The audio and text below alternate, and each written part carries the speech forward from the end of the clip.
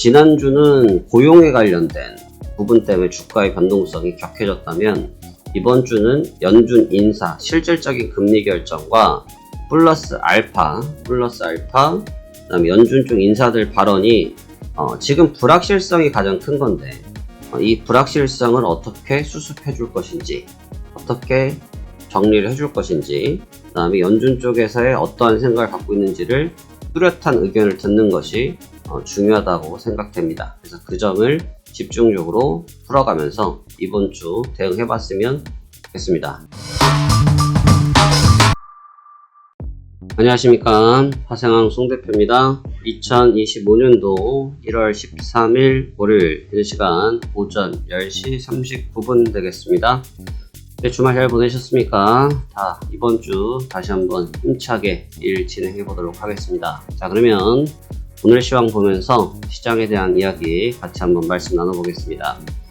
먼저 지난 토요일 새벽에 마감했던 다우지수는 전장 대비해서 1.63% 696포인트가 하락을 한 41,938포인트에서 하락 마감했습니다.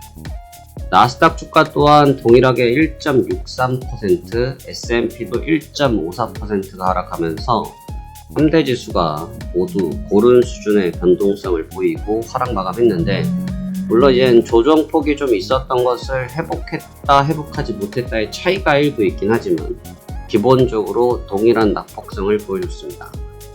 일단 제가 지난주 금요일 영상에서 말씀드리길 이번 주, 그러니까 지난주 금요일장이 너무너무나 중요하다라는 말씀을 드렸습니다. 너무너무 중요하다라는 말씀을 드렸고, 현재 구간에서 만약에 무너질 경우가 굉장히 부담스럽다라는 말씀을 전해드렸는데 가장 싫은 패턴인 가장 안 좋은 상황으로 무너져 버렸습니다.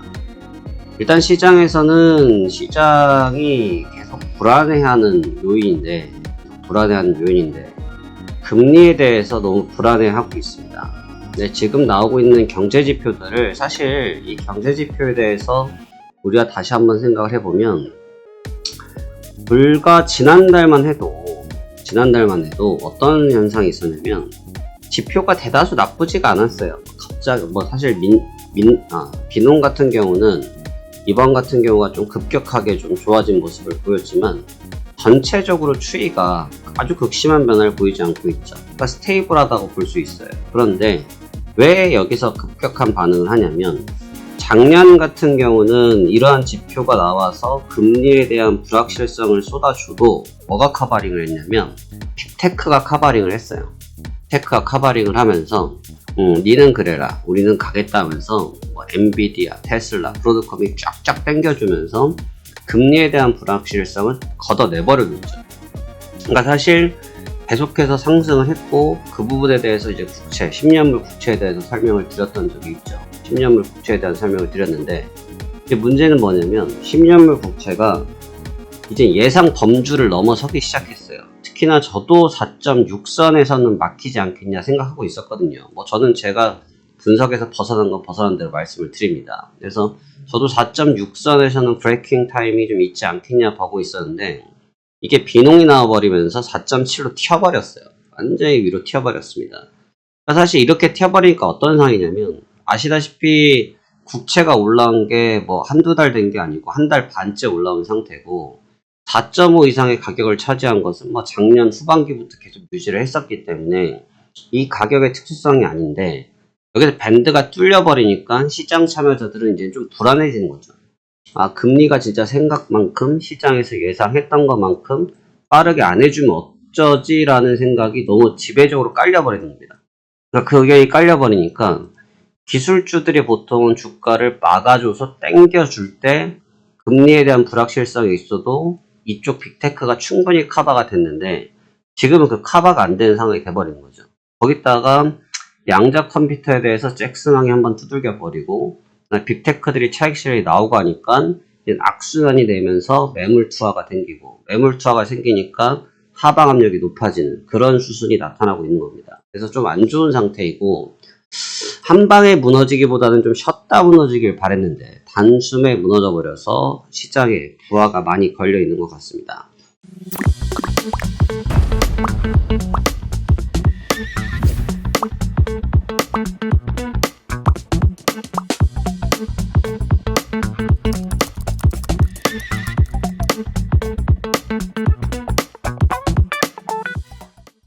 이제 오늘 이젠 1차적으로 추세는 이미 어느 정도의 결단을 좀 보였기 때문에 지난주 금요일이 방향성이 중요한 갈림길이었는데 해당 구간이 무너진 만큼 이제 방어적인 태세를 염두를 안 할래 안 할 수 없는 상황이다 라고 볼 수가 있겠고요. 현재 위치에서마저 계속해서 투매를 맞으면 주가는 속절없이 무너질 수도 있겠죠. 하지만 아직 빅테크 쪽이 완벽하게 무너졌다라고 평가하기에는 테크 쪽의 차트를 보시면 아직까지는 눈치를 한번 볼 수 있는 영향권에 있긴 하지만 보시다시피 고가에서 나타나기 시작한 매물이기 때문에 이게 예를 들어 가지고 애플이 빠졌다. 애플이 요 정도 위치에서 그냥 빠졌다. 이건 좀 양반인데 문제는 지금 테슬라나 브로드컴이 그동안 주가를 버텨줬지 않습니까? 그러니까 지금 고가에 머물러 있어요. 브로드컴은 빠지긴 했어도 아직까지 고점선에 유지를 하고 있거든요.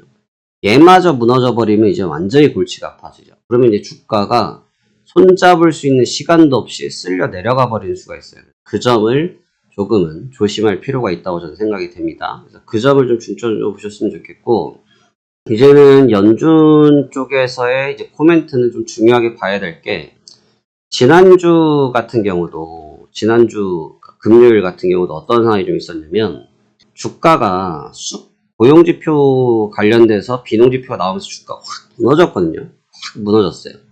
그래서 이제 주가가 하방 압력이 계속 높아지고 있던 상태였는데 장이 중반부가 되면서 한번 연준 인사 쪽에서 발언이 나오니까 급반전을 한번 시도했었거든요. 그래서 하락폭의 절반가량을 순식간에 메꿔버린 적이 있습니다.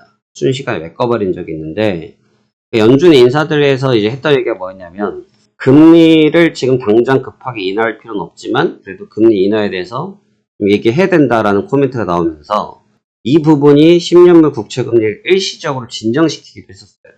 그러니까 그 얘기를 지금 왜 드리냐면 이번 주에 연준 인사들이 연타석으로 대기하고 있습니다. 연타석으로. 이번 주에 지금 보면 오늘이 13일이니까 14일부터 보시면 14일날 2시, 14일날 2시가 되면 누가 있냐? 슈미드 총재가 계시고요.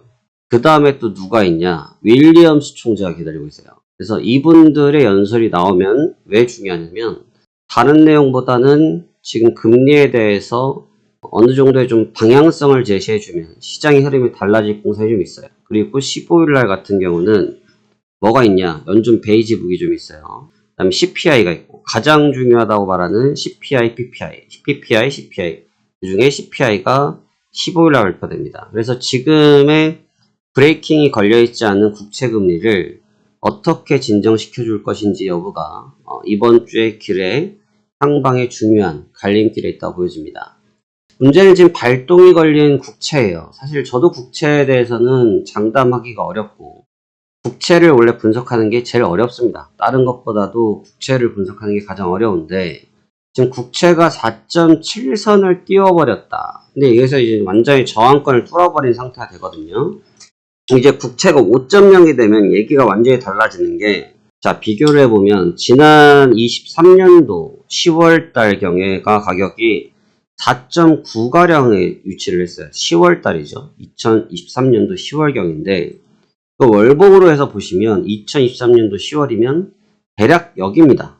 대략 여기에요.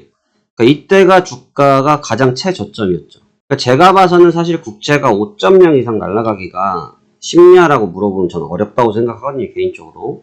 금리를 인하를 늦게 한다고 할지라도 국채가 계속해서 저부로 날아간다고 하면, 왜냐하면 연준 쪽 인사들도 국채에 대해서 언급을 할 때 지금 약간의 버블이 있을 수밖에 없다. 왜냐하면 미국 경기가 너무 좋기 때문에 적정한 투자처가 없어 국채에 몰리는 경향이 있다라고 언급할 정도로 지금 국채에 대해서 열풍이거든요. 근데 그 부분을 가려한다고 할지라도 사실 이제 국채에 대한 자금과 주식에 대한 자금을 분산해서 놓고 본다고 하면 당시에도 그 구간을 기점에서 주가가 급등을 해버렸거든요.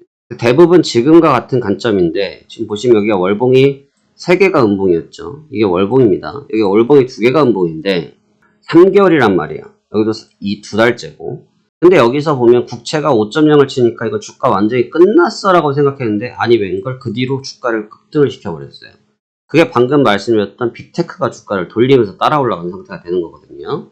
그럼 지금 여기서 현재 위치에서 5.0을 만약에 타치업을 한다고 해도 반대로 저점 형성을 하는 시기가 나타날 수도 있다는 거죠. 그래서 그 점을 조금 유독 주목해서 보셔야 됩니다. 근데 지금 과연 5.0까지 바로 가겠냐? 저는 잘 모르겠습니다. 저는 5.0까지 바로 가기엔 좀 어렵다고 보고 4.7, 4.8 정도면 4.6도 사실은 제가 생각할 때 많이 왔는데 그 이상은 아마 연준 정책상 계속해서 레벨업 하는 거에 대해서는 아마 저항 세력이 등장하지 않겠냐고 분석을 합니다. 그렇기 때문에 국채는 어느 정도의 진정 국면을 보여줄 것이라 생각하고 매매를 준비해 볼 생각입니다. 지금의 관건은 결국 국채입니다. 국채이고, 국채가 제가 지난달 계속 방송 때 말씀드렸어요. 어떤 말씀드렸냐? 지금 시장의 모든 사람들이 국채를 조금 배제할 수밖에 없다. 국채가 날아가는데도 불구하고, 주가가 좋으니까 사실 뭐라고 할 수가 없다. 하지만, 국채가 부담이 되고 있는 것은 사실이다. 그때가 4.5대, 4.6대를 왔다 갔다 할 때거든요. 그러니까 지금도 같은 맥락이긴 한데 국채 때문에 주가가 계속해서 힘을 받는 상황까지는 저는 조금 미지수가 있다라고 저는 생각하고 있다. 이 의견을 전달해 드리는 겁니다.